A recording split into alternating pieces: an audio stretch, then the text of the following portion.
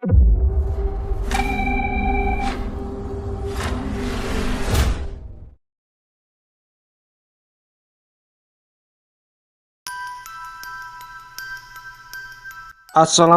warahmatullahi wabarakatuh. Salam sehat dan sejahtera selalu.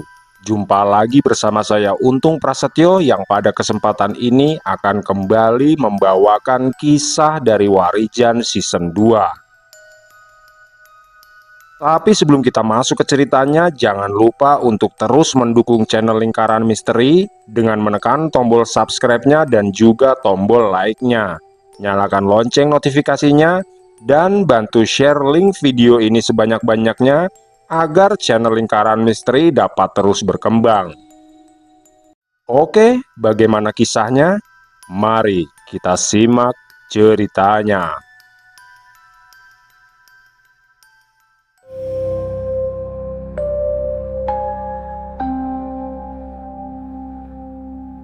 Pagi itu Warijan terbangun dengan tubuh yang lelah.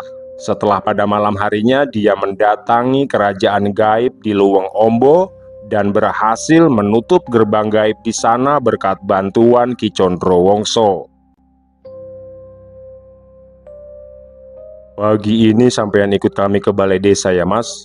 ucap Pak Toro sambil menatap Warijan yang sedang menyeruput teh hangatnya. "Sepertinya saya tidak ikut pak, karena urusan di Luweng Ombo sudah selesai," balas Warijan yang tentunya membuat Pak Toro dan Mas Moko terkejut mendengarnya. "Loh, selesai bagaimana Tojan?" tanya Mas Moko penasaran. "Semalam aku pergi ke Luweng Ombo mas, dan di sana aku minta bantuan Ki Condrowongso untuk menemui pemimpin dari kerajaan gaib yang ada di sana," balas Warijan yang membuat Mas Moko menganggukkan kepalanya. "Semalam Bapak lihat sampean tidur dengan nyenyak sekali loh mas. Dan Bapak juga yakin kalau sampean tidak kemana-mana," sahut Pak Toro yang tidak percaya dengan apa yang dikatakan Warijan. "Sudah pak, Bapak tidak akan percaya juga kalau diceritakan. Kalau Warijan sudah berkata seperti itu, tandanya desa kita sudah aman sekarang," balas Mas Moko menjelaskan. "Jadi begini pak, Luweng Ombo itu adalah gerbang gaib menuju ke kerajaan siluman ular. Dan memang betul, beberapa waktu lalu ada yang memasuki Luweng Ombo dan melakukan ritual di sana. Lalu setelah mendapatkan apa yang mereka inginkan, orang-orang itu tidak pernah kembali lagi ke Luweng Ombo. Mereka memilih melakukan ritual lain untuk menyempurnakan benda yang mereka dapat dari kerajaan gaib tersebut. Dan hal itulah yang membuat para penghuni Luweng Ombo marah pak. Lalu mereka meneror warga desa untuk mencari tumbal jiwa sebagai pengganti dari benda yang telah diambil orang-orang itu," ujar Warijan menjelaskan panjang lebar. "Jadi sekarang ini di Luweng Ombo sudah tidak ada lagi gerbang gaib menuju ke kerajaan siluman ular itu pak. Dan tidak ada lagi teror dari makhluk-makhluk gaib itu," imbuh Warijan lagi. "Akan sulit untuk menjelaskan semua ini kepada Pak Lurah dan juga Pak Kadus mas," ucap Pak Toro sambil memandang ke arah Mas Moko dengan tatapan kosong. "Ya ndak usah diceritakan atau dijelaskan toh pak. Yang penting kan sekarang desa kita aman," balas Mas Moko yang membuat Pak Toro mengangguk. "Kalau memang benar begitu, terima kasih atas apa yang telah sampean lakukan Mas Warijan. Saya pribadi percaya dengan apa yang sampean ceritakan tadi," pungkas Pak Toro menjelaskan. Warijan terdiam sejenak setelah ucapan Pak Toro. Teh di cangkirnya telah dingin, uapnya menghilang bersamaan dengan beban yang perlahan turun dari dadanya. Dia tahu tugasnya di desa itu memang sudah selesai. Keseimbangan telah dikembalikan, dan apapun yang tersisa bukan lagi ranahnya untuk ikut campur lebih jauh. Beberapa saat kemudian, Warijan pun berpamitan dengan keluarga Mas Moko. Tak banyak kata terucap, hanya doa-doa lirih yang mengalir tulus disertai harapan agar perjalanan Warijan ke depan selalu berada dalam lindungan Sang Maha Pencipta. Ibu Mas Moko menyalami Warijan dengan mata berkaca-kaca, sementara Pak Toro memandang penuh kagum, karena dia tahu bahwa sosok di hadapannya bukan sekedar tamu biasa. Mas Moko kemudian mengambil jaket tipisnya dan melangkah keluar bersama Warijan. Matahari pagi telah naik sepenggalah, menyinari jalan desa yang mulai ramai oleh aktivitas warga. Namun, langkah keduanya tidak menuju pusat desa, melainkan menyusuri jalan tanah di pinggir pematang sawah menuju batas desa bagian timur. "Kenapa awakmu ndak nunggu Cahyo toh, Jan?" tanya Mas Moko di tengah perjalanan mereka. "Kita kan sama-sama tahu, Mas, kalau urusan Mas Cahyo belum selesai, dan entah kapan dia akan datang," balas Warijan menjelaskan alasannya. "Lalu bagaimana jika Cahyo datang mencarimu, Jan? Apa yang harus aku katakan?" tanya Mas Moko dengan wajah bingung. "Sampaikan saja pada Mas Cahyo, aku menunggunya di desa Tanggul Sari. Sepertinya aku akan berada lama di sana, Mas," balas Warijan menjelaskan. "Loh, katanya desa tempatmu tinggal bernama Karanggading, Jan. Kok kamu mau tinggal lama di desa Tanggul Sari?"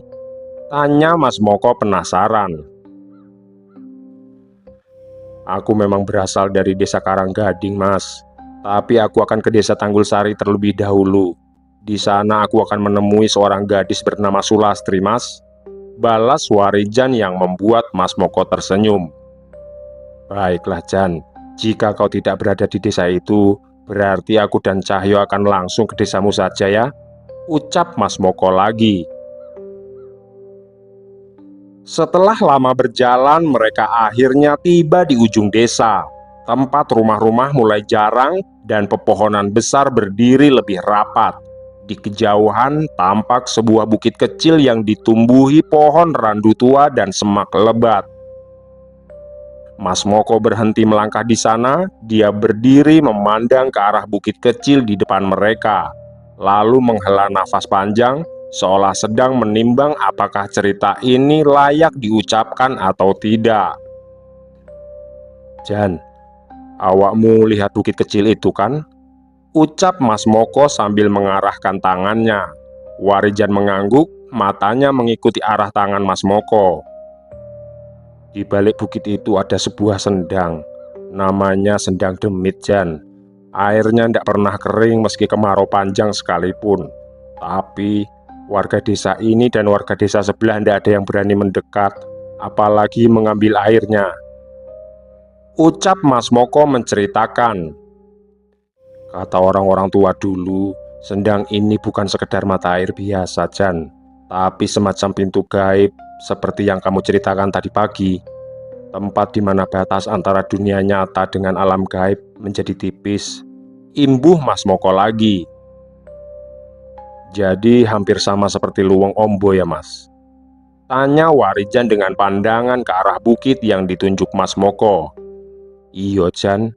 Dan yang boleh datang ke sana hanya juru kunci tempat itu yang berasal dari desa sebelah," ucap Mas Moko lagi. "Itu pun hanya pas ritual tahunan setelah panen padi, Jan. Di luar itu, siapapun yang nekat ke sana biasanya pulang ndak beres. Ada yang sakit berhari-hari, ada yang linglung, dan ada juga yang hilang dan tak pernah kembali," imbuh Mas Moko menjelaskan. Warijan menatap bukit itu lebih lama. Sejak pandangan pertamanya tertuju ke sana, dia sudah merasakan getaran yang berbeda. Tidak menekan seperti Luwung Ombo, tidak pula liar. Energi dari balik bukit itu terasa tua, dalam dan teratur, seolah berdenyut mengikuti irama yang telah berlangsung sangat lama. "Sebaiknya kamu tidak mampir ke tempat itu loh, Jan," ucap Mas Moko dengan wajah yang terlihat tegang. Warijan mengangguk pelan. Dalam hatinya dia tahu Sendang Demit bukan tempat sembarangan, dan entah disengaja atau tidak, jalur yang akan dia tempuh setelah meninggalkan desa itu seolah memang diarahkan menuju ke sana. "Sampai di sini saja, Jan. dan sampai jumpa kembali. Terima kasih banyak atas semua bantuan yang awakmu berikan. Jujur, aku berhutang budi padamu, Jan. Pungkas Mas Moko sambil menjabat erat tangan Warijan dan menepuk pundaknya. Sampai Anda usah berkata seperti itu, Mas. Kita ini bukan lagi teman biasa, tapi sudah menjadi saudara, Mas. Balas Warijan sambil tersenyum. Warijan melangkah maju sendirian meninggalkan Mas Moko di belakang. Jalan tanah mulai menyempit, suara desa perlahan memudar digantikan oleh desir angin dan kicau burung hutan. Setiap langkah membawanya semakin dekat pada bukit kecil itu dan pada sendang demit, tempat di mana laku lampah barunya akan benar-benar dimulai. Langkah Warijan semakin menapak ke tanah yang mulai menanjak menuju bukit kecil. Pohon-pohon randu tua dan semak lebat mulai menutupi cahaya pagi, menciptakan bayangan panjang yang bergerak perlahan seiring desiran angin. Udara menjadi berat, seakan menekan paru-parunya. Nafasnya tetap teratur berkat latihan batin yang dia pelajari dari Ki Condrowongso. Setiap langkah membawa getaran halus yang semakin kuat. Awalnya hanya seperti denyut tanah yang biasa, tapi lama-kelamaan terasa seperti denyut energi yang mengalir di bawah kulitnya sendiri. Angin yang bertiup pun terasa berbeda, seakan menusuk hingga ke tulang dan memunculkan bisikan-bisikan aneh. Warijan menatap ke sekeliling, namun dia tidak mendapati apapun. Getaran yang dia rasakan seolah membawa kehadiran makhluk gaib. Tapi anehnya, tidak ada apapun di sana. Dan perlahan suara burung hutan yang tadi riuh kini hilang, berganti desisan samar seperti bisikan yang tak kasat mata. Dia melangkah lebih hati-hati, tapi kakinya seperti memiliki kehendak sendiri. Sesekali jalannya ingin berbelok dan seolah mendapat tarikan halus dari arah yang tak bisa dijelaskan oleh akal manusia. Dan tanpa disadari, langkahnya mulai berbelok secara perlahan mengikuti aliran energi yang memanggilnya. Hati Warijan berdetak lebih cepat. Semua indera batinnya menegaskan bahwa ini bukan jalan sembarangan, tapi jalur yang memang sudah diperuntukkan baginya. Dan di depannya, di balik lebat semak dan pohon randu yang paling tua, cahaya air mulai terlihat memantul samar. Dia tahu itu adalah Sendang Demit, tempat yang tadi diceritakan oleh Mas Moko. Airnya memancarkan kilau redup, tapi terasa hidup, berdenyut dengan ritme halus yang seakan mengundangnya. Warijan berhenti sejenak, menghela nafas panjang, karena udara di sekitarnya terasa mencekam. Dia merasa ada mata yang memperhatikannya dari balik bayangan yang sedang menilai niatnya. Dan entah karena energi yang memanggil atau kehendak alam gaib itu sendiri, Warijan melangkah perlahan ke arah Sendang. Setiap langkahnya bergema ringan di tanah, di tempat yang jarang disentuh manusia, di dunia di mana batas antara nyata dan gaib menjadi tipis. Air Sendang berkilau samar memantulkan bayangan Warijan yang bergerak pelan menuju pinggirannya. Desiran halus, cahaya redup, dan aroma tanah bercampur wangi lumut tua menyatu membentuk atmosfer yang mencekam, namun mengundangnya untuk terus mendekat. Sesampainya Warijan di tepi Sendang, langkahnya terhenti dengan sendirinya. Tarikan halus yang sejak tadi membimbingnya perlahan lenyap, seolah sesuatu yang tak kasat mata telah melepas genggamannya. Kesadarannya kembali utuh dan jernih, tidak ada lagi tekanan di dada, tidak ada bisikan telinga dan di batinnya. Suasana mencekam yang semula membungkus perjalanan menuju tempat itu menghilang begitu saja. Suara burung kembali terdengar bersaut-sautan di dahan pohon. Hembusan angin menyentuh kulitnya dengan nyata, membawa aroma daun yang segar. Warijan tertegun. Di hadapannya terbentang sebuah sendang yang sama sekali tidak menghadirkan kesan angker seperti yang diceritakan Mas Moko. Airnya jernih memantulkan cahaya langit dengan lembut. Dasar Sendang terlihat jelas, dipenuhi bebatuan halus dan tanaman air yang bergoyang pelan mengikuti arusnya. Permukaan airnya tenang, seperti cermin alam yang menenangkan batin siapapun yang memandangnya. Tidak ada bayangan gelap, tidak ada aura mengancam. Yang ada hanya keindahan yang bersahaja dan damai. Warijan duduk di tepi sendang mengamati ke sekeliling sekali lagi, memastikan bahwa yang dia rasakan bukan sekedar tipuan batin. Lalu dia meraih permukaan air dengan ujung jarinya. Dingin dan segar, tapi bukan dingin yang menusuk. Kesegarannya merambat perlahan, menjalar hingga ke nadi dan menyentuh inti kesadarannya. Tanpa ragu, Warijan membuka bajunya dan memutuskan untuk mandi. Dia melangkah turun perlahan, merasakan air sendang menyentuh pergelangan kaki, betis lalu pinggangnya. Air itu terasa sejuk, bersih dan seolah menyerap sisa-sisa lelah dari perjalanan panjangnya. Ketika tubuhnya telah terendam, Warijan menenggelamkan kepalanya beberapa kali, membiarkan air jernih itu membasuh rambut dan wajahnya. Setiap kali muncul ke permukaan, nafasnya terasa lebih ringan, pikirannya semakin lapang. Ada kesegaran yang tak terbantahkan, seperti tubuh dan batinnya sedang diselaraskan kembali oleh alam. Namun, pada saat Warijan kembali mengangkat kepalanya untuk terakhir kali, perubahan itu datang tanpa gejolak. Cahaya di sekelilingnya tidak padam seketika, melainkan meredup perlahan, seakan dunia menarik nafas panjang sebelum berganti rupa. Langit yang semula cerah bergerak cepat dalam diam.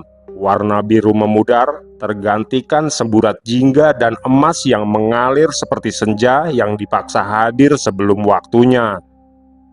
Bayangan memanjang di permukaan air sendang bukan karena matahari tenggelam, melainkan karena cahaya itu sendiri berubah sifat. Warijan berdiri terpaku di tengah sendang. Ketika pandangannya terangkat dan menelusuri sekeliling, rimbun semak dan pepohonan hutan yang tadi mengitari sendang lenyap tanpa jejak. Tidak tersibak, tidak runtuh, melainkan seperti tidak pernah ada sejak awal. Sebagai gantinya, berdiri menjulang bangunan megah yang membuat nafasnya tertahan.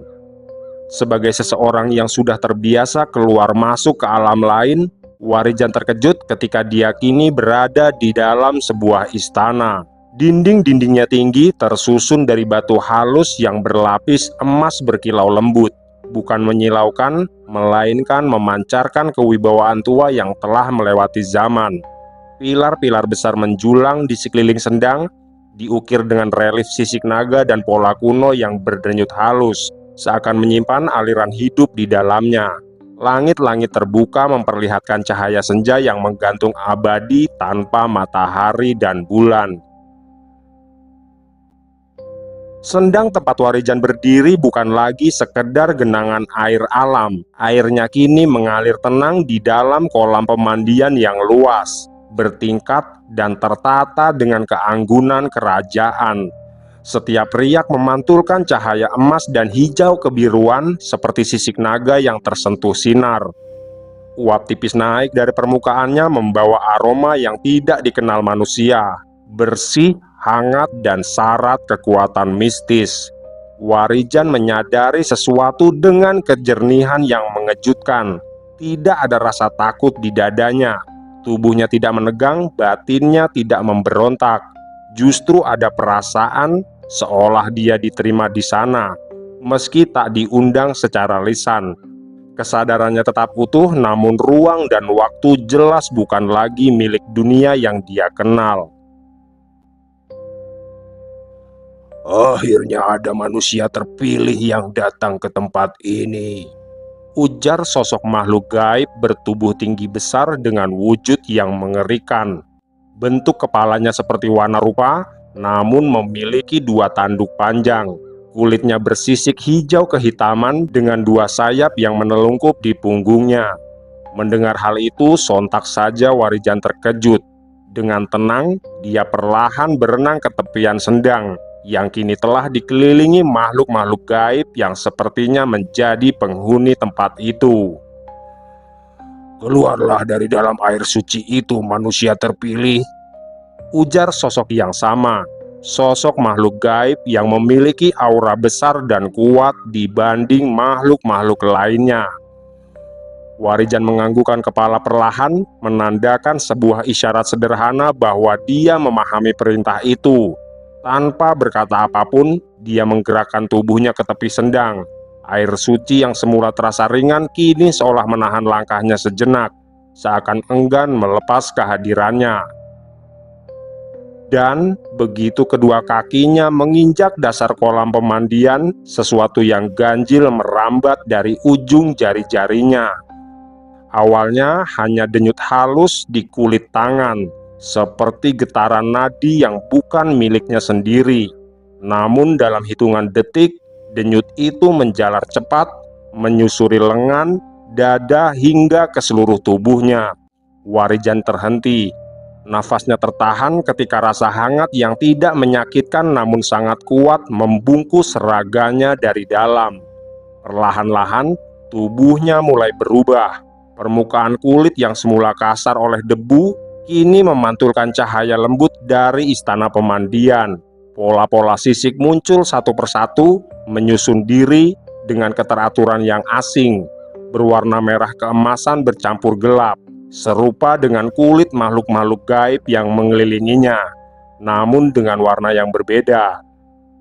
Warijan dapat merasakan setiap perubahan itu dengan jelas, bukan sebagai siksaan, melainkan sebagai penyesuaian.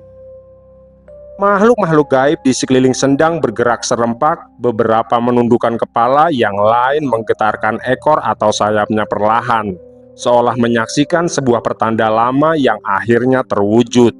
Rasa hangat itu memuncak di kepalanya, membuat Warijan tersentak pelan ketika tekanan kuat muncul di balik pelipisnya.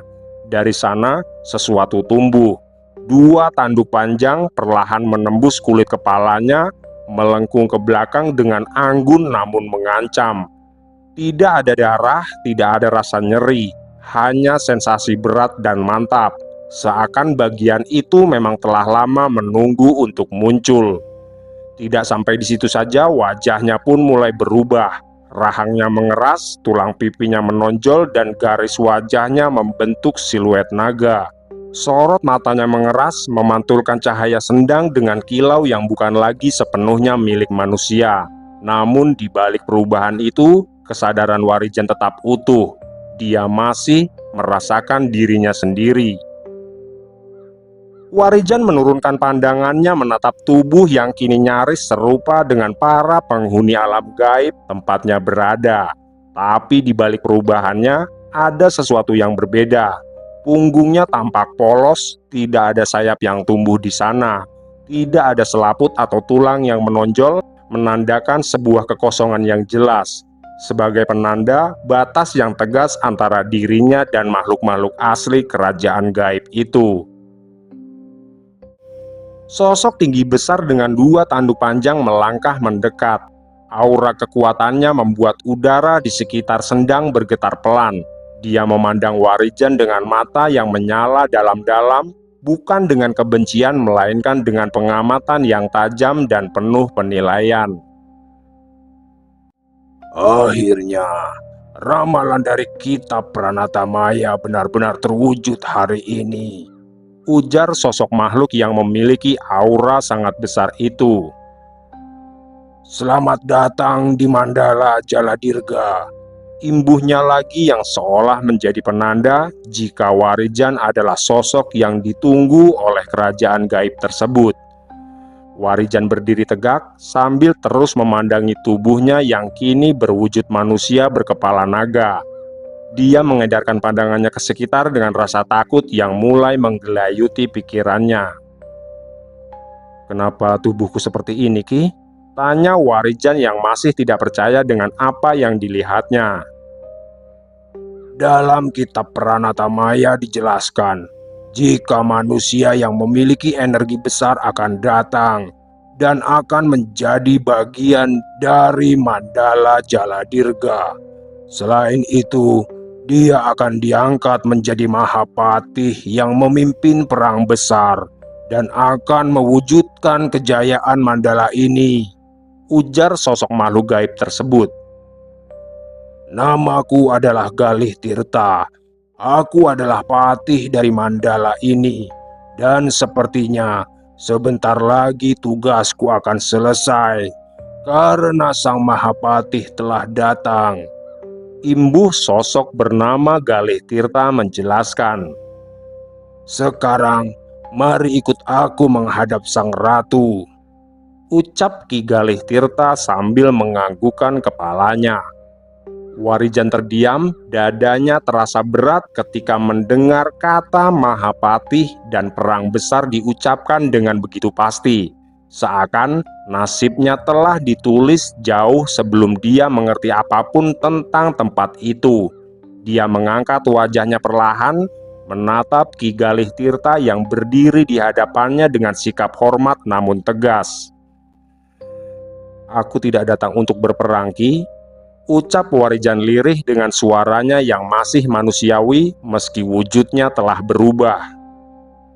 "Aku hanya orang biasa yang sedang melakukan laku lampah yang diperintahkan guru Ki. Dan laku lampahku bukan untuk kerajaan manapun," imbuh Warijan dengan sikap tenang. Ki Galih Tirta tidak langsung menjawab. Dia berbalik setengah badan, memberi isyarat agar Warijan mengikutinya. Langkahnya mantap, ekornya bergerak pelan menyapu lantai istana yang berkilau. "Kitab Pranatamaya tidak pernah mencatat kehendak manusia, Mahapatih. Kitab itu hanya mencatat pertemuan antara nasib dan kesiapan batin," ucap Ki Galih Tirta dengan tegas. Warijan menghela nafas panjang. Kata-kata Ki Galih Tirta terus bergema di benaknya, namun tidak menemukan tempat untuk berakar. Dia menggeleng pelan dengan sorot matanya yang mengeras, bukan oleh amarah melainkan oleh keteguhan yang lahir dari laku panjang yang telah dia jalani. "Nasib boleh dicatat di mana saja, Ki," ucap Warijan dengan suara rendah namun jelas. "Tapi langkah kakiku tetap milikku. Aku tidak akan memikul perang yang bukan jalanku," imbuhnya lagi dengan tegas. Setelah itu, dia melangkah mundur yang membuat jaraknya sedikit menjauh dari Ki Galih Tirta. Pandangannya beralih ke arah kolam pemandian suci atau sendang yang tadi telah mengantarkannya masuk ke Mandala Jaladirga. Airnya masih tenang dan berkilau memantulkan cahaya istana seolah tidak terjadi apa-apa. Tanpa menunggu jawaban siapapun, Warijan berbalik sepenuhnya. Keputusan yang dibuatnya sudah bulat dan menguat di dalam batinnya. Dengan langkah cepat dia berlari lalu melompat ke arah sendang. Tubuhnya melayang sesaat di udara sebelum menghantam permukaan air. Namun yang menyambutnya bukan pelukan dari sejuknya air, tapi ledakan energi besar yang menyembur dari dalam sendang. Cahaya hijau keemasan memancar keras menghantam tubuh Warijan tepat di dadanya. Dalam sekejap, dia terlempar ke belakang. Tubuhnya melayang jauh sebelum akhirnya menghantam lantai istana dengan dentum berat. Rasa nyeri menjalar ke sekujur tubuh, membuat nafasnya terhempas keluar. Warijan terbatuk, lalu bangkit dengan susah payah disertai amarah yang mulai mengusik ketenangan batinnya. Sementara itu, Ki Galih Tirta masih berdiri di tempatnya, menatap dengan senyum tipis di sudut bibir, disertai gelengan kepala pelan. Bukan mengejek, melainkan sudah menduga apa yang akan terjadi. "Jangan mempermainkan Ki," gumam Warijan dengan amarah yang semakin membuncah. Tidak menyerah, Warijan kembali melangkah ke arah kolam. Kali ini langkahnya lebih pelan dan penuh kehati-hatian. Setiap langkah dia ambil dengan penuh kewaspadaan. Nafasnya diatur, batinnya dipusatkan. Warijan menurunkan tubuhnya perlahan, menyentuhkan kaki ke permukaan air suci dengan hati-hati. Sesaat tidak terjadi apa-apa, namun begitu tubuhnya masuk ke dalam, permukaan air bergolak hebat. Energi besar kembali meledak dari dasar sendang, lebih kuat dari sebelumnya. Gelombang tak kasat mata menghantam tubuh Warijan dari berbagai arah, mengangkatnya dan melemparkannya keluar seperti daun kering yang diterpa angin. Tubuhnya kembali terhempas, tapi kali ini lebih keras. Rasa panas menjalar di punggung dan bahunya. Namun bukan rasa sakit yang membuatnya terdiam, melainkan kenyataan yang mulai dia pahami.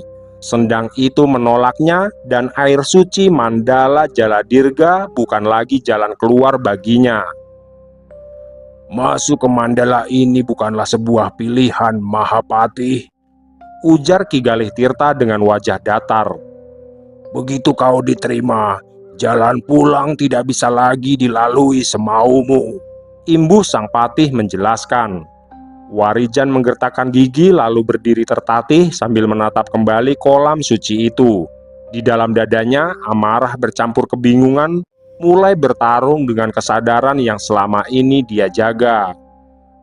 Sudah banyak manusia yang masuk ke alam gaib tempat Mandala Jaladirga berada. Tapi mereka bukanlah orang yang diramalkan oleh kitab Pranatamaya. Sehingga orang-orang itu bisa kembali ke dunia nyata, Mahapati. Ujar Ki Galih Tirta menjelaskan. Tapi berbeda dengan dirimu. Ucapnya lagi yang membuat Warijan semakin kesal. Kalau begitu, aku akan mencari jalanku sendiri, Ki. Balas Warijan yang langsung merapalkan ajian jagat geni. Tatapan Warijan mengeras, nafasnya memburu bukan karena lelah, melainkan karena gejolak batin yang tidak bisa dia bendung. Ketika kalimat terakhir Ki Galih Tirta terucap, Warijan tidak menjawab dengan kata-kata, tapi dia menjawab dengan tindakan.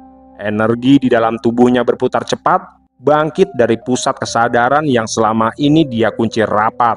Ajian jagat geni meletup tanpa aba-aba. Api tidak muncul dari tanah atau udara, melainkan dari dalam dirinya sendiri. Seketika tubuh Warijan diselimuti pijar merah keemasan yang menyatu dengan sisik naga yang kini menjadi bagian dari raganya. Kilatan api berkelebat liar membentuk lidah-lidah cahaya panas yang menghempas ke segala arah. Lantai istana bergetar, pilar-pilar emas berdengung menahan tekanan. Warijan melesat maju, setiap langkahnya meninggalkan jejak panas di lantai. Hantaman energi api dia lepaskan bertubi-tubi, gelombang panas menyapu tempatnya berada. Beberapa prajurit Mandala Jaladirga tidak sempat menghindar. Tubuh mereka terlempar, sisik-sisik terbakar, dan raungan kesakitan menggema sebelum mereka tersungkur ke lantai. Namun, Ki Galih Tirta tidak termasuk di antara mereka. Patih Mandala Jaladirga itu bergerak lincah seolah telah membaca arah serangan bahkan sebelum api itu dilepaskan. Tubuhnya melesat ke samping, ke atas lalu berputar di udara dengan ketenangan yang kontras dengan amukan api di sekelilingnya.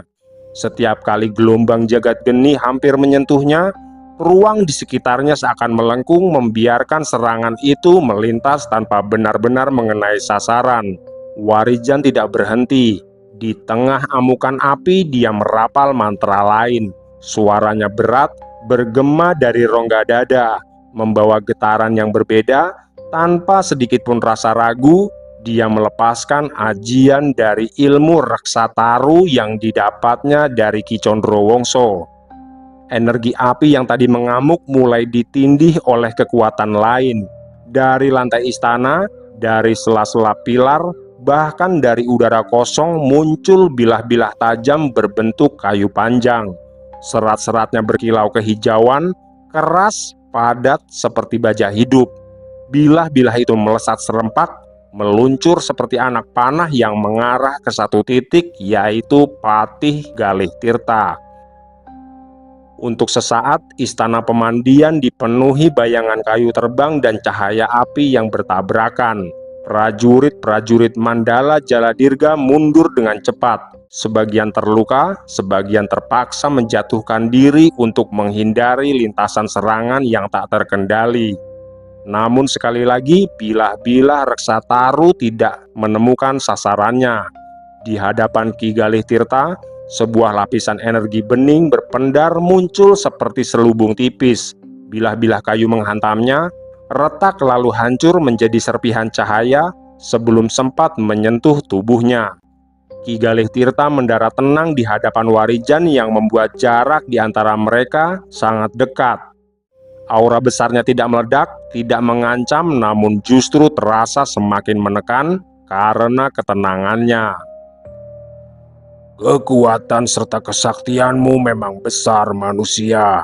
Pantas saja kau disebut dalam kitab itu sebagai Mahapatih yang akan memimpin pertempuran besar nanti. Tapi saat ini kau belum cukup kuat untuk mengalahkanku, Ujar Ki Galih Tirta dengan tenang.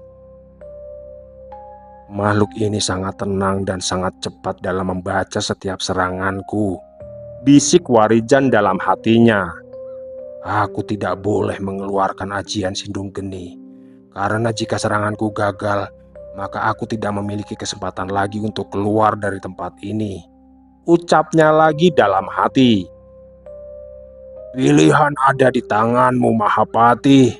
Ikut aku dengan jamuan istimewa, atau aku paksa dengan belenggu yang sangat menyakitkan. Aku tetap ingin kembali ke duniaku, Ki, dan aku akan melakukan apapun untuk mendapatkan jalan keluarnya, balas Warijan dengan tegas. Sorot mata Galih Tirta tampak berubah, bukan karena amarah, bukan pula karena terkejut, melainkan karena kesiapan.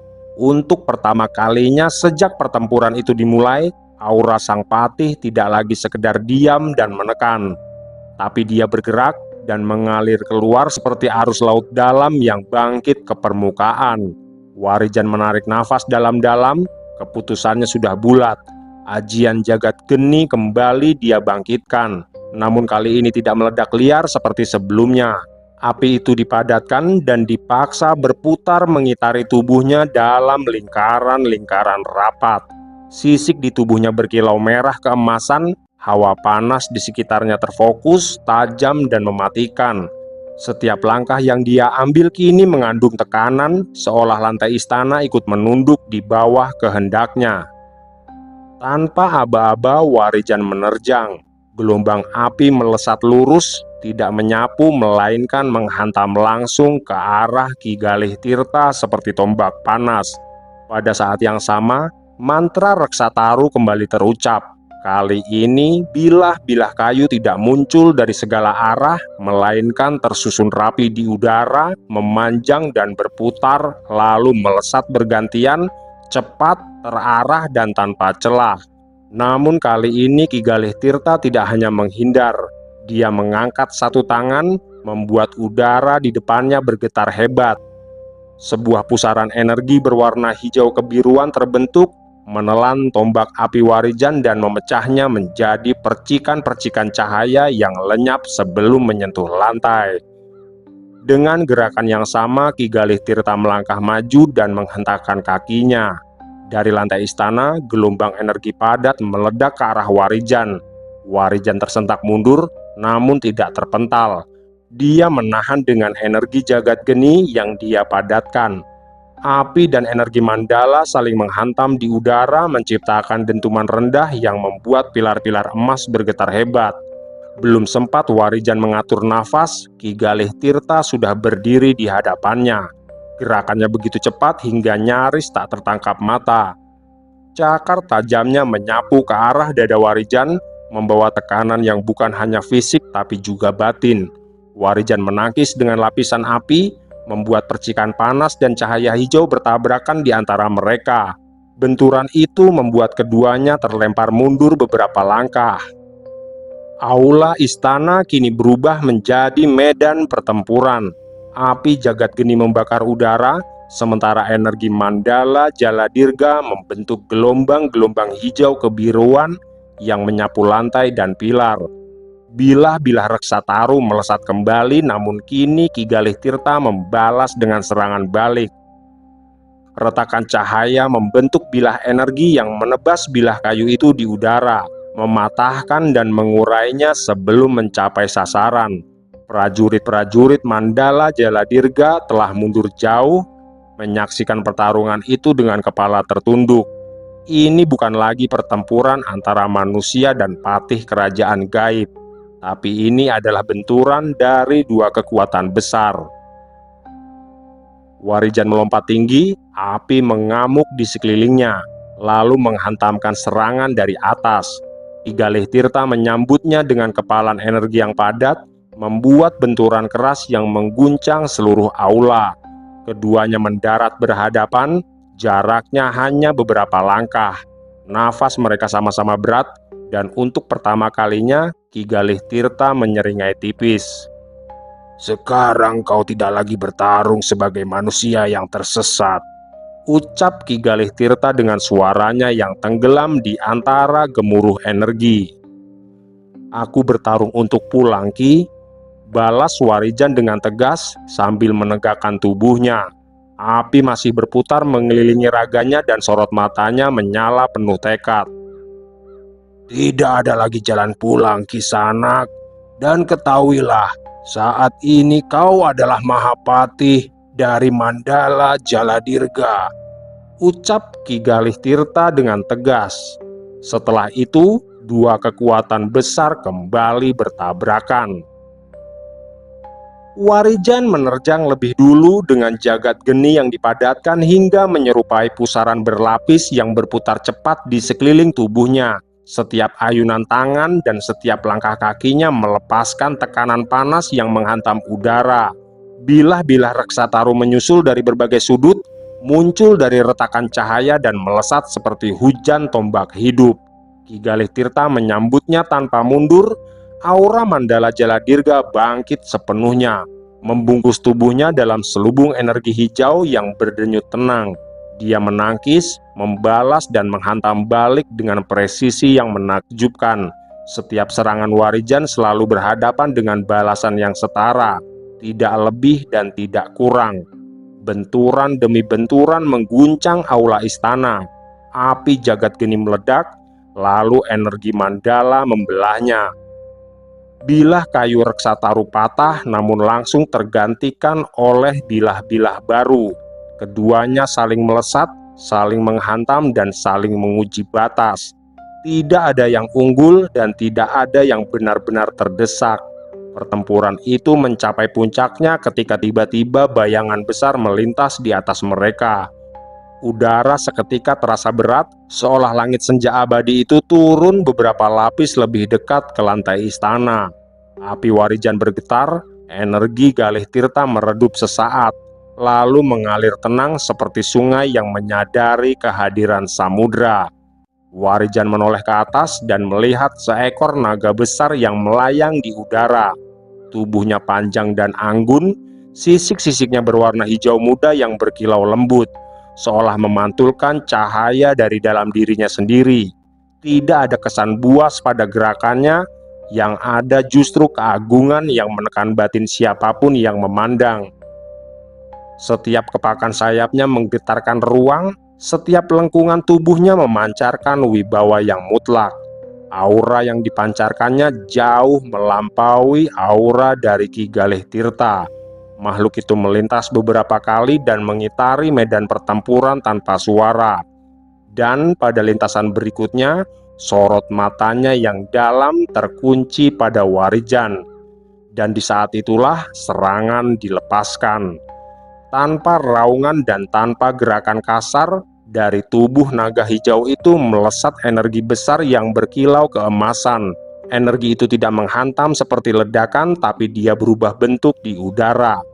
Cahaya memanjang, berpilin, lalu menjelma menjadi rantai-rantai panjang, tebal dan hidup, dengan ujung belati tajam yang memantulkan cahaya dingin.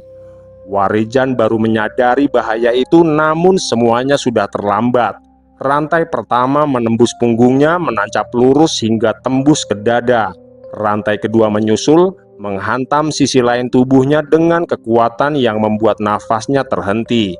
Dua rantai lain melesat cepat, mencengkram kedua lengannya, membelit lalu mengunci persendian dengan kekuatan besar. Dua rantai berikutnya menyambar ke kaki, melilit erat hingga Warijan terpaksa berlutut di lantai istana. Api jagat geni bergejolak, mencoba melawan, tapi rantai-rantai itu tidak terbakar. Justru sebaliknya, api itu meredup. seolah diserap oleh logam cahaya yang mengikat tubuhnya. Reksataru yang masih melayang di udara runtuh satu persatu, lalu berubah menjadi serpihan energi yang lenyap sebelum sempat bergerak. Warijan menggeram tertahan, berusaha bangkit, namun tubuhnya tidak lagi patuh. Sebagai penutup, sebuah rantai emas yang lebih besar melesat turun perlahan dari udara, melingkar anggun namun terlihat kejam. Begitu rantai itu mengunci lehernya, seluruh energi di dalam tubuh Warijan seakan terhenti dan dipaksa diam oleh kekuatan yang jauh lebih tinggi. Ki Galih Tirta melangkah maju lalu berhenti beberapa langkah di depan Warijan. Wajahnya tetap tenang, namun kini ada bayangan hormat di sorot matanya. Bukan kepada Warijan, melainkan kepada sosok yang melayang di atas mereka. Pertempuran pun terhenti, bukan karena salah satu kalah, melainkan karena penguasa sejati Mandala Jaladirga telah turun tangan. Dan dalam belenggu cahaya rantai itu, Warijan akhirnya memahami, ini bukan lagi ujian kekuatan, tapi ini adalah penetapan takdir.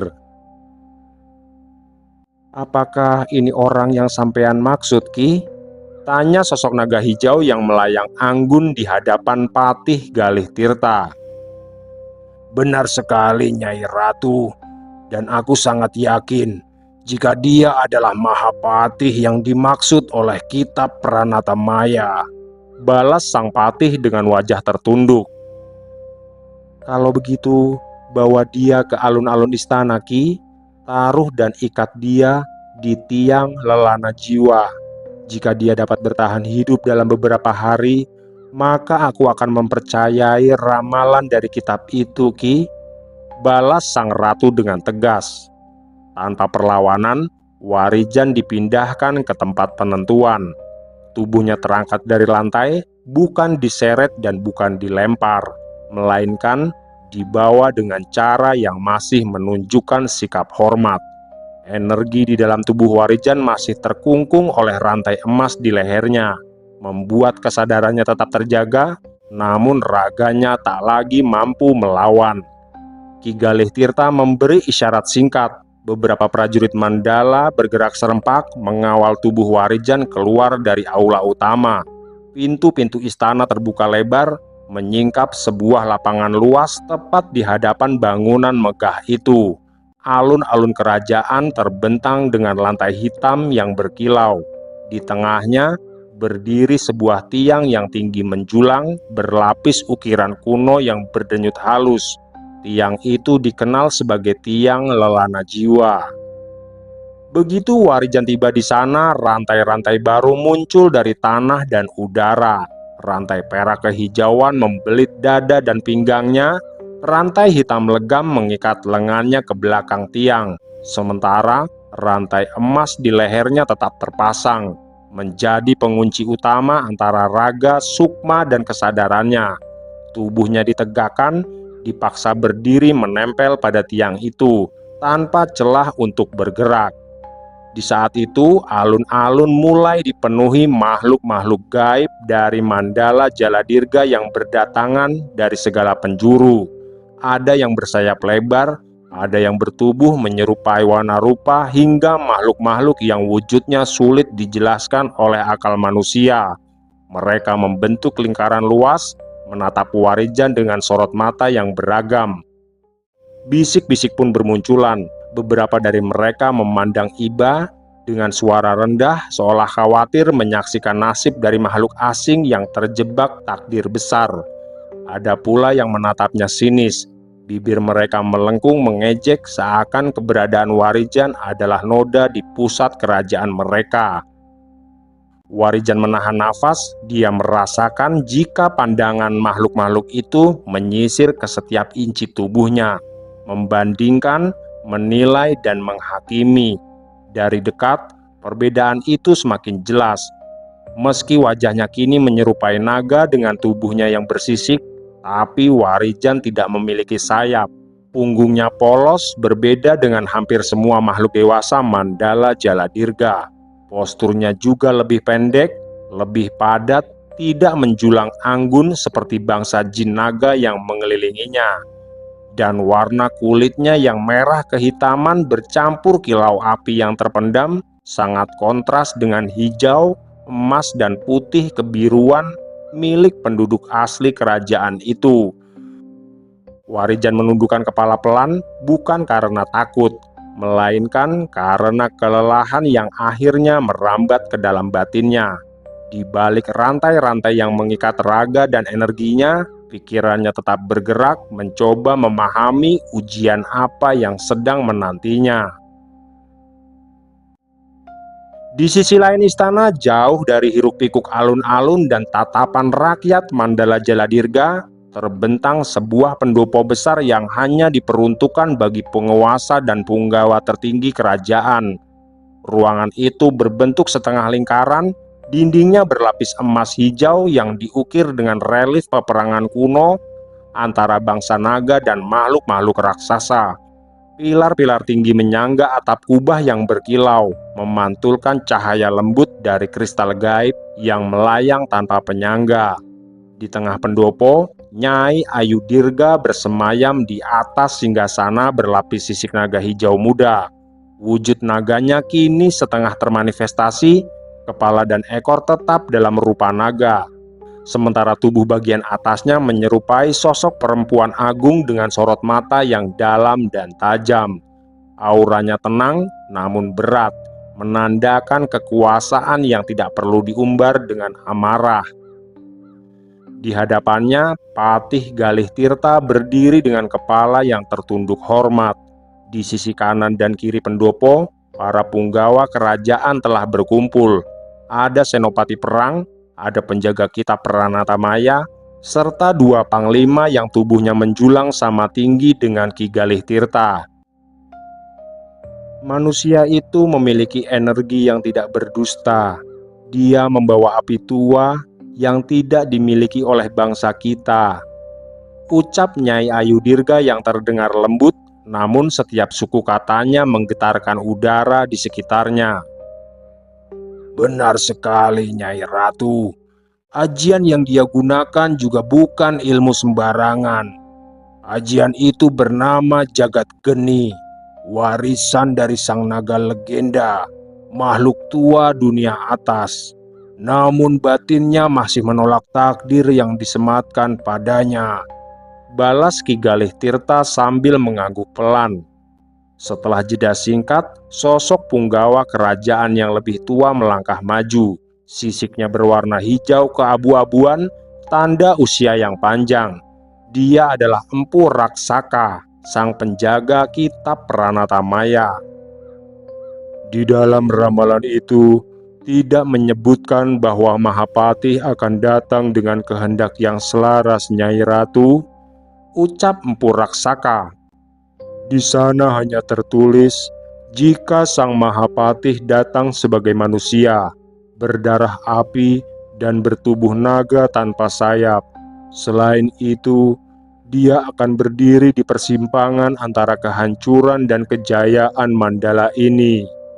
Imbuh Empu Raksaka menjelaskan. Mendengar itu, Nyai Ayu Dirga memejamkan mata sejenak, lalu membuka kembali dengan sorot yang lebih tajam. Dan persimpangan itu semakin dekat, Ki, ucapnya dengan nada berat. Benar sekali, Nyai Ratu. Menurut laporan dari Telik Sandi yang ada di garis depan perbatasan wilayah utara, para Buto mulai bergerak menyiapkan pasukannya. Konon katanya, bangsa Buto memiliki punggawa baru dengan kekuatan besar serta kesaktian tinggi, Nyi, balas Patih Galih Tirta sambil menundukkan wajahnya. Selain itu, di perbatasan selatan, bangsa Lelembut juga menghimpun kekuatan untuk menyerang bangsa Naga dan juga Buto. Imbuhnya lagi menjelaskan. Nyai Ayu Dirga bangkit perlahan dari singgasananya. Ukuran tubuh naganya membesar sedikit, sisik hijau mudanya berkilau memantulkan cahaya pendopo. Jadi ramalan itu tidak datang tanpa sebab, ucapnya dengan penuh ketegasan. Bangsa Buto tidak akan menyerang tanpa keyakinan untuk menang. Jika mereka telah menyiapkan pasukan, berarti mereka memiliki kekuatan yang tidak dapat diremehkan, Ki Galih. Sedangkan bangsa lelembut mencari keuntungan dari kelemahan bangsa kita dan juga bangsa buto. Jadi selain memiliki berbagai macam wujud dan rupa, bangsa lelembut juga memiliki rencana licik. Maka dari itu, tugasmu adalah membangkitkan Mahapati dan mewujudkan ramalan itu, Ki Galih. Imbuh sang ratu sambil menatap ke arah Patih Galih Tirta. Baik, Nyi, aku akan mewujudkannya dan membawa sang Mahapati untuk berlutut di hadapan Nyai Ratu. Pungkas sang Patih Galih Tirta tanpa sedikit pun keraguan. Sementara itu, di alun-alun istana Mandala Jaladirga, Warijan masih tergantung di tiang Lelana Jiwa. Rantai emas di lehernya berdenyut lirih menekan sukma dan raganya sekaligus. Rantai-rantai yang lain melilihi tubuhnya yang tertanam kuat di tanah gaib, seolah menjadi perpanjangan kehendak dari penguasa Mandala. Nafasnya berat, dadanya sesak, dan api di dalam darahnya dipaksa diam, terkungkung oleh peranata kuno yang dirancang untuk menundukkan makhluk sekelas Mahapati. Di sekelilingnya, rakyat Mandala Jaladirga masih berkumpul. Mereka ingin tahu siapakah sosok yang berada di tiang pengakuan itu. Akan tetapi, tidak lama kemudian langit di atas alun-alun tiba-tiba berubah. Awan hijau kebiruan yang semula bergerak tenang mendadak berputar membentuk pusaran besar. Angin berhenti seketika, tidak ada trompet perang, tidak ada tanda bahaya. Bahkan para penjaga istana pun tidak sempat mengangkat senjata. Tanah di sisi timur alun-alun retak, lalu meledak ke atas. Dari celah itu melompat makhluk berwujud manusia tapi bertubuh kuda. Otot-ototnya menegang, kulitnya kelabu, matanya merah menyala. Dalam sekejap, makhluk-makhluk itu menerjang barisan penjaga. Kuku-kuku besarnya menghantam perisai naga hingga hancur berkeping-keping. Belum sempat teriakan peringatan terdengar, bayangan penjaga meluncur dari atap bangunan istana luar. Manusia-manusia bertubuh ular melingkar turun dengan sisik hitam kehijauan. Tubuhnya meliuk cepat, lilitannya mematahkan tulang para prajurit naga. Taringnya menancap dan menyedot energi inti mereka hingga sisik-sisik itu memudar dan hancur menjadi debu. Jeritan mulai pecah. Serangan itu datang tanpa peringatan.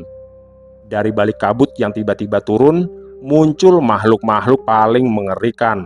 Berwajah manusia namun memiliki banyak tangan yang tumbuh dari punggung dan rusuk mereka. Setiap tangan memegang senjata yang berbeda, ada yang berbentuk tombak, golok, belati yang memendarkan cahaya. Mereka bergerak serempak tanpa suara dan menyapu rakyat yang tak sempat melarikan diri. Alun-alun Mandala Jaladirga berubah menjadi neraka dalam hitungan detik. Menara penjaga runtuh, bangunan suci retak dan roboh. Api hijau naga bercampur asap hitam lelembut membentuk langit yang gelap dan beracun. Pasukan naga yang tersisa mencoba bertahan, namun serangan itu terlalu rapi dan tepat sasaran. Hal itu jelas menandakan jika serangan itu telah lama direncanakan. Dari tengah kehancuran, sosok besar melangkah maju. Tubuhnya tinggi menjulang, bulunya putih keperakan. Wajahnya menyerupai keran, namun sorot matanya dingin dan tajam. Di punggungnya, energi hitam dan putih berputar seperti dua kutub yang saling mengunci. Setiap langkahnya membuat tanah bergetar. Dialah pemimpin serangan itu. Makhluk berwujud kera putih yang merupakan punggawa utama dari bangsa lelembut. Dengan hentakan tangan, dia melepaskan gelombang energi yang merobek barisan pasukan naga. Beberapa penjaga terkuat Mandala Jaladirga terpental, tubuh mereka hancur bahkan sebelum menyentuh tanah. Warijan menyaksikan semuanya dari tiang Lelana Jiwa. Matanya terbuka lebar, sukmanya bergetar hebat, Rantai emas di lehernya bergetar keras seolah merespon gejolak api yang kembali bangkit dari dalam dirinya. Dia merasakan kematian di sekelilingnya, teriakan yang terputus serta energi yang padam satu persatu. Dalam keterikatannya itu, batin Warijan bergejolak. Dia bukan bagian dari Mandala Jaladirga, namun darahnya menolak diam saat kehancuran telah terjadi di hadapannya. Api yang selama ini dipaksa tunduk mulai mendesak keluar, merambat melalui retakan-retakan kecil dalam belenggu Pranata. Di kejauhan, sosok kera putih itu menoleh ke arah Warijan yang tidak berdaya. Pandangan mereka bertemu, dan sosok kera itu menyadari adanya keberadaan makhluk yang terikat di pusat alun-alun. Senyum tipis terukir di wajahnya, seolah dia tahu siapakah yang berada di sana. Dan tanpa ragu, kera putih itu melesat ke arah Warijan dengan gada besar yang terangkat, siap menghantam tubuh naga merah yang sedang terbelenggu rantai emas itu. Namun, belum sempat gada raksasa itu menghantam, langit di atas alun-alun mendadak terbelah oleh gelombang hijau yang berputar. Dari arah barat, sosok bayangan melesat bagai panah yang dilepaskan dari busurnya. Benturan keras pun mengguncang tanah saat tubuh kera putih itu terpental jauh, menghantam bangunan istana yang telah retak dan merobohkannya dalam satu hentakan. Itulah Patih Galih Tirta. Tubuh naganya berputar di udara sebelum mendarat mantap di antara sosok kera putih dan Warijan. Sisik hijaunya berpendar tajam, sorot matanya dingin namun penuh perhitungan. Tanpa sepatah kata pun dia langsung melesat kembali, mengirimkan tebasan energi berbentuk pusaran air dan angin yang menghantam dada sang kera. Raungan keras menggema, namun kera putih itu bangkit dengan tawa rendah, sambil menggenggam kembali gada besarnya. Setiap langkahnya membuat tanah retak, setiap ayunan senjata menciptakan gelombang kehancuran.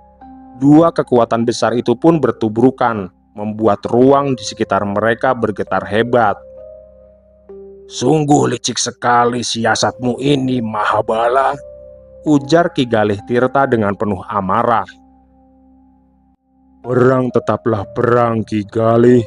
Tidak perlu tanda dan tidak perlu kabar." Balas sosok kera putih yang bernama Mahabala. "Dasar makhluk rendahan.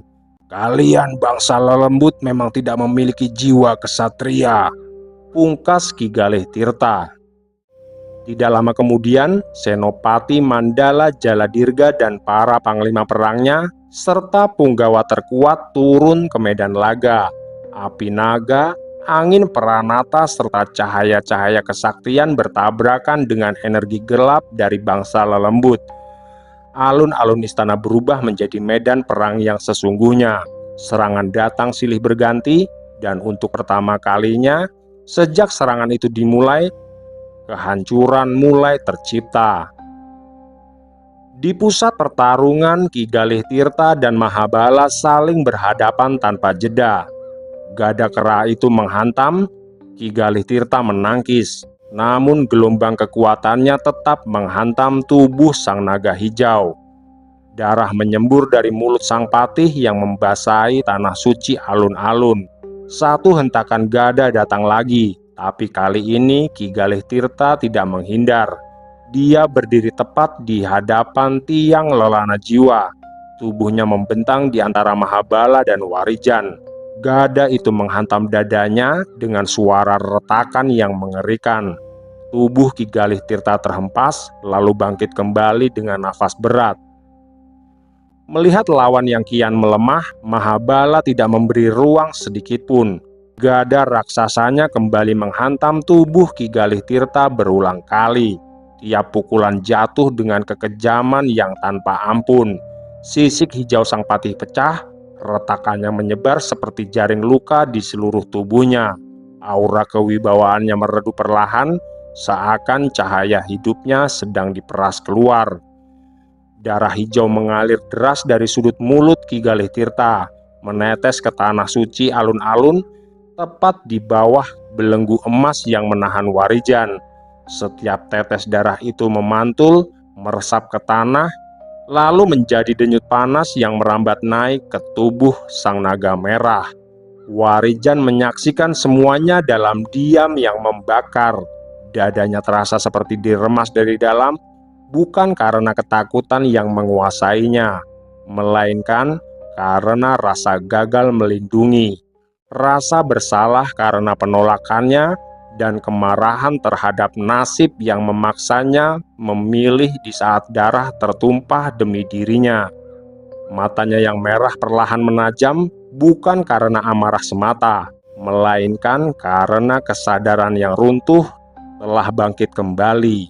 Api di dalam darahnya yang sejak awal dia tekan, dia ikat, dan dia paksa tunduk pada kehendaknya sendiri, kini melepaskan belenggunya. Api itu bangun, bukan meledak, melainkan bernafas. Rantai emas di leher Warijan mulai bergetar, mengeluarkan suara berderak yang menusuk telinga. Peranata kuno yang mengikatnya meronta, retak lalu pecah satu persatu, seolah tak sanggup lagi menahan kehendak yang baru lahir. Rantai di tangan dan kakinya merah membara, panasnya menyilaukan sebelum akhirnya meleleh dan hancur menjadi serpihan cahaya yang terhempas ke tanah. Alun-alun istana berguncang hebat, tanah merekah, pilar-pilar batu bergetar. Angin berhenti berhembus seakan dunia menahan nafasnya. Bersamaan dengan itu dari balik punggung Warijan terdengar suara robekan perlahan. Bukan suara luka, melainkan suara kelahiran. Sepasang sayap hitam dengan sisik merah tumbuh dengan gerakan berat dan penuh tekanan. Tulangnya memanjang, selaputnya terbentang, urat-urat api merah menyala di tiap helaian seperti nadi kehidupan yang baru. Aura yang memancar dari tubuhnya berubah sepenuhnya, bukan lagi aura manusia yang melangkah di antara dua dunia. Bukan pula aura naga Mandala Jaladirga yang terikat peranata kerajaan.